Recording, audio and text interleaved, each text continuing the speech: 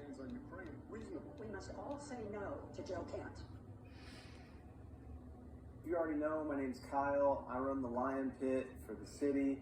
And earlier today, we were under orders to put a guy in there to have him eaten, and he was not eaten. I know it's raised a lot of questions. I'm here to do my best to answer those. So, I guess whatever you guys want to know. Yes. What went wrong out there today? And it's tough when you have a great week of preparation, you put in an excellent game plan, and when you actually get out there, it just doesn't translate. This is a business where execution counts, and we simply did not execute this week. Yes. At what point did you know you had a problem? Yeah, it seemed like we got off to a good start. The prisoner was unusually compliant, but then we knew we had a problem when we shut the door and there was none of the usual sounds. No shrieking for mercy, no crunching bones, no frantic clawing at the door. At any point did you and your staff try to make any kind of adjustments?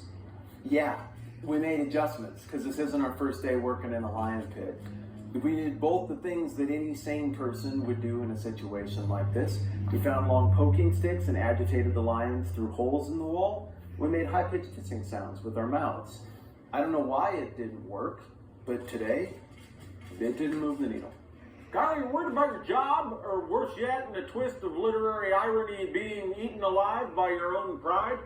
I don't like the question, but you knew that when you asked. That said, I understand it.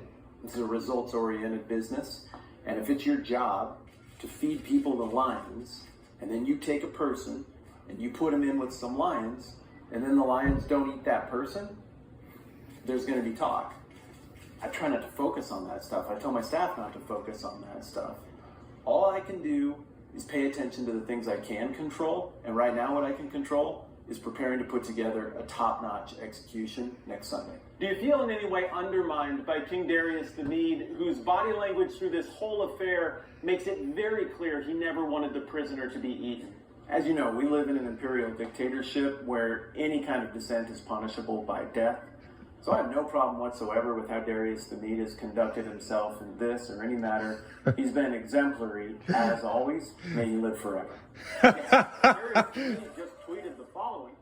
It says, "So happy for my good friend Daniel and his family. Never wanted him to get eaten, but was obligated to try by legal technicalities. A huge day for peace and mercy in Babylon. Hashtag enough bloodshed. Hashtag give peace a chance. Your thoughts?" That's actually really good to hear. It's been a crazy week, but if the king's happy, we're happy, right? Darius the Mede has posted a follow-up tweet. It reads, "In light of Daniel's miraculous survival in the public trust and safety lion death pit, it's clear to me now that his accusers are bad people, and tomorrow at dawn, they and their wives and children will be fed to the lions. Hashtag not necessarily the views of Daniel's God. Hashtag snitches get stitches." Again, your thoughts? There goes my weekend.